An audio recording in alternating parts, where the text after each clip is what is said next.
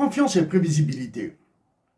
Que ce soit en relation internationale ou en économie politique internationale, la confiance et la prévisibilité sont des facteurs essentiels pour la stabilité des échanges et la confiance des institutions internationales et des partenaires de l'Algérie. Comme vous le remarquez, nous avons exclu la prédictibilité.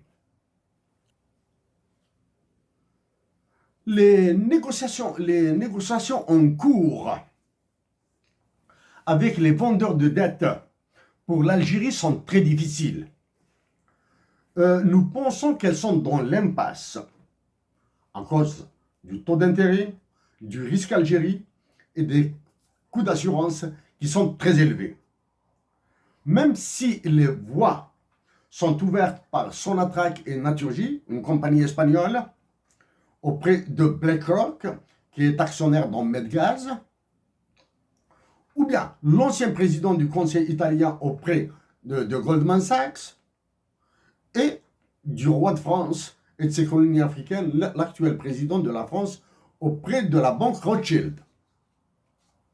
Donc, l'Algérie a 3 voies principales pour son endettement, via Medgaz et le fonds d'investissement, les hedge funds, le hedge fund BlackRock, auprès de Goldman Sachs, par l'intermédiaire de l'ancien président du Conseil italien et l'ancien président de la BCE, de la Banque Centrale Européenne, ou bien par l'actuel roi de France et de ses colonies africaines, l'actuel président de la France, de par son statut d'ancien fonctionnaire, d'ancien salarié de la Banque Rothschild.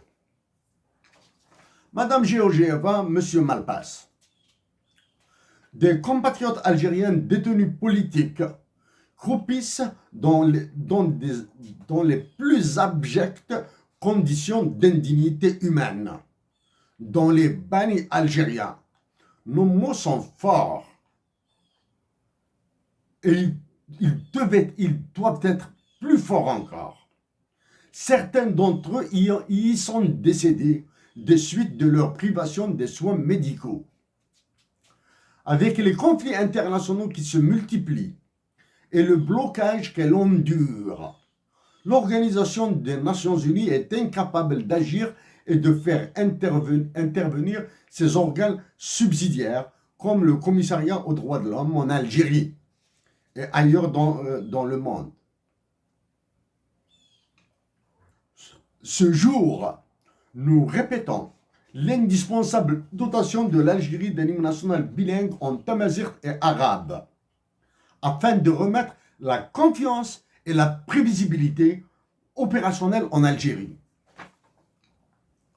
La dotation de l'Algérie d'un hymne national bilingue servira la confiance et la prévisibilité des actions algériennes. Nous avons suggéré le renouvellement de l'état-major de l'armée et une nouvelle élection présidentielle pour doter l'Algérie d'un État légitime. Sans succès, nous avons suggéré aux officiers algériens patriotes, tous grades confondus, d'exiger son renouvellement, le renouvellement de l'état-major de l'armée algérienne, et s'éloigner par la suite de la res publica, de la chose publique. Actuellement, le régime militaire algérien se fascise de plus en plus. Pour se maintenir à la direction du pays et plaire aux organisations internationales, des lois comme celle sur les investissements tombent comme des météorites sur les Algériens. L'état-major ordonne l'exécution des ordres de vos institutions, de la Banque mondiale et du FMI, entre autres, sans aucune analyse coût-bénéfice ou analyse coût-opportunité. Par le nombre d'officiers généraux détenus et incriminés dans des affaires scabreuses, l'état-major ignore qu'il est complètement disloqué l'état-major de l'armée algérienne fait semblant d'ignorer qu'il est complètement disloqué et instrumentalise la justice et les droits de l'homme. La justice est asservie. L'asservissement de la justice en Algérie cause des drames dans des vies individuelles, familiales, collectives. Il est du devoir moral et de l'obligation internationale que la Banque mondiale et le Fonds monétaire international agissent sur l'état-major de l'armée algérienne pour qu'il libère tous les détenus politiques algériens et de cesser le chantage économique international à l'extradition des compatriotes établis en France, Espagne et Italie principalement, essentiellement. Madame Georgieva, Monsieur Malpass, vous est-il aisé de lier les prérequis internationaux de l'Algérie aux souffrances de ses populations?